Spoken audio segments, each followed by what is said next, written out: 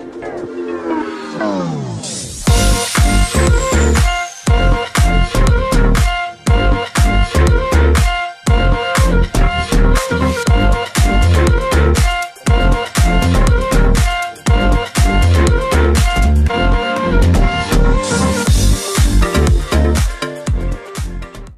semua, salam sejahtera Malaysia. Selamat datang ke channel Fels Lifestyle. Info padu, info hangat disediakan di dalam channel ini. Tuan-tuan dan puan semua, seperti yang kita sudah sedia maklum, banyak saja laporan polis yang dibuat. Parti ini melaporkan parti inilah, pemimpin ini melaporkan pemimpin inilah. Jadi banyak yang berlaku di Malaysia hari ini. Satu kejutan besar hari ini, tuan-tuan dan puan semua, di antara parti di dalam kerajaan dan juga parti di dalam pembangkang. Nah, sudah pasti kita tahu ada perkara yang sama-sama tidak disetujui oleh kedua-dua pemimpin dan juga kedua-dua parti di Malaysia, yaitu parti dalam kerajaan, pimpinan Datuk Seri Anwar Ibrahim, dan parti dalam pembangkang, pimpinan Tan Sri Muhyiddin Yassin. Dalam satu artikel dari Biharian.com, DAP lapor polis, dakwa armada bersatu buat laporan palsu. Apa sebenarnya yang terjadi ini? Sebenarnya, adakah DAP membuat laporan polis yang membuktikan ada salah laku yang berlaku di dalam laporan polis yang dibuat, ataupun kesilapan? Nah, bukan salah laku, kesilapan yang dibuat oleh pemimpin bersatu, sehingga kan DAP pula yang membuat laporan polis, mendakwa armada bersatu buat laporan polis. Maafkan saya, armada bersatu buat laporan palsu.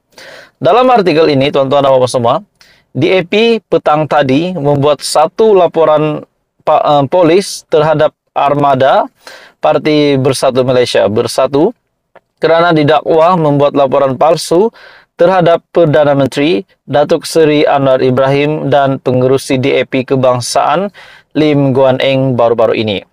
Berita ini ataupun artikel ini diterbitkan pada 27 Mac. Ahli Jawatan Kuasa DAP Pusat Howard Lee Chuan Hau mendakwa laporan polis oleh Ketua Armada Bersatu Wan Ahmad Faisal Wan Ahmad Kamal pada Jumaat lalu itu adalah tuduhan palsu dengan niat mengelirukan pihak berkuasa. Tuduhan dilontarkan kepada Perdana Menteri dan Ahli Parlimen Bagan, yaitu Guan Eng, yang juga adalah bekas Menteri Kewangan,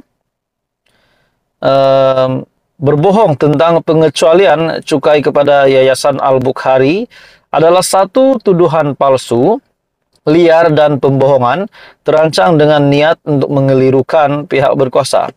Oke, saudara-saudara, tuan-tuan dan puan semua, sekiranya benar ahli pemimpin, ahli politik di dalam Parti Bersatu ini, armada yang dapat dibuktikan mereka memang bersalah, adakah mereka akan benar-benar ditangkap ataupun dikenakan tindakan undang-undang?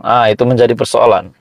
Dalam artikel ini, justru laporan polis dibuat oleh Ketua Armada Bersatu pada 24 Mac yang lalu itu terang-terangan laporan palsu dan berhasrat mengalih perhatian orang awam daripada isu sebenar. Katanya, ketika ditemui sebelum membuat laporan polis di Ibu Pejabat Polis Daerah IPD Dangwangi.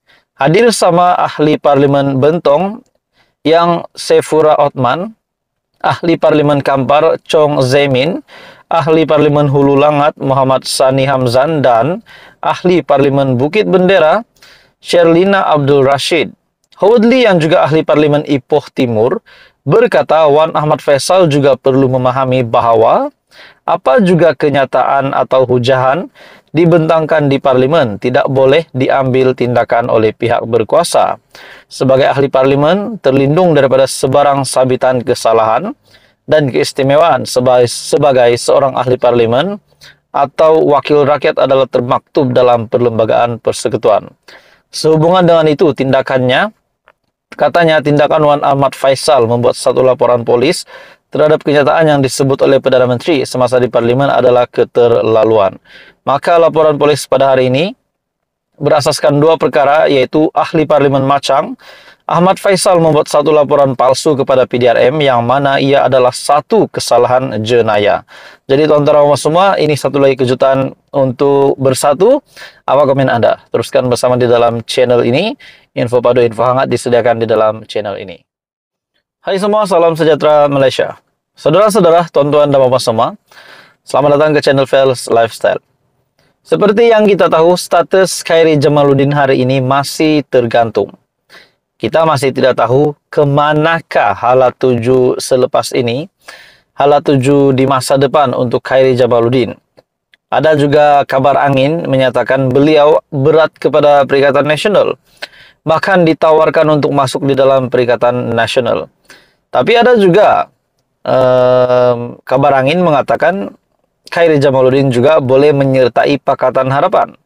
Namun persoalan yang timbul, sekiranya KJ, Khairy Jamaluddin Abu Bakar, menyertai Pakatan Harapan, tidakkah dalam masa yang sama, secara tidak langsung, beliau akan bekerja sama semula dengan parti lamanya, yaitu UMNO, disebabkan timbalan Perdana Menteri bersama dengan Perdana Menteri hari ini adalah satu pembentukan di antara parti gabungan Pakatan Harapan dan Barisan Nasional. Jadi tuan-tuan bapak semua, satu bagi saya, pendapat saya secara pribadi, tapi saya tidak mengesahkan perkara ini, cuma pendapat saja. Setelah Khairy Jamaluddin membuat kenyataan bahwa Anwar tidak sepatut ke Arab Saudi tanpa janji temu, kata KJ. Adakah KJ pun bersependapat dengan pemimpin pembangkang yang mengkritik lawatan Perdana Menteri ke Arab Saudi, yang mereka simpulkan itu adalah gagal disebabkan Datuk Seri Anwar Ibrahim tidak dapat bertemu dengan Raja Salman dan juga putra mahkota. Jadi mereka simpulkan bahwa lawatan itu gagal. Namun tuan-tuan dan bapak semua, apa yang saya tahu setelah saya melihat beberapa artikel berkaitan dengan lawatan Perdana Menteri, pihak daripada Arab Saudi, kepimpinan Raja Salman, saya boleh katakan begitu, meminta untuk Perdana Menteri memanjangkan tempo lawatannya supaya perjumpaan itu dapat dilaksanakan. Namun Perdana Menteri tidak menerima dengan hormat cadangan tersebut, namun tidak dapat memenuhi cadangan itu karena perlu balik ke Malaysia untuk bertemu, untuk melengkapkan jadwal untuk pertemuan bersama yang di Pertuan Agong. Dalam artikel ini, Anwar tidak sepatut ke Arab Saudi tanpa janji temu, kata KJ.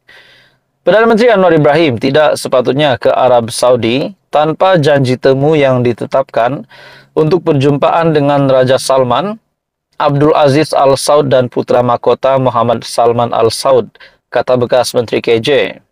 Menurutnya ini lebih-lebih lagi kerana jadwal di Arab Saudi lazimnya adalah haywire ataupun kelam kabut pada minggu pertama bulan Ramadan. Saya sudah lama terlibat mengatur perjalanan ke luar negara termasuk program Perdana Menteri, dan saya tahu kita tidak boleh pergi jika program itu tidak dimuktamadkan. Berkenaan dengan budaya di Arab Saudi, dia sebagai tetamu tidak akan pergi minggu pertama Ramadan, sebab minggu pertama Ramadan ini memang jadwal-jadwal haywire. Tak boleh minit terakhir buat janji temu, katanya semasa bercakap di podcast Keluar Sekejap bersama bekas Ketua Penerangan UMNO Syahril Hamdan semalam, sambil menyifatkan apa yang berlaku sebagai kesilapan besar. Sehubungan dengan itu, menurut KJ, apa yang berlaku tidak seharusnya dipandang remeh memandangkan kepentingan geopolitik Arab Saudi serta peluang perniagaan daripada projek mega di negara itu. Saudi Arabia adalah salah satu negara yang mempunyai hubungan diplomatik yang sangat penting bagi kita, bukan saja tentang kuota haji.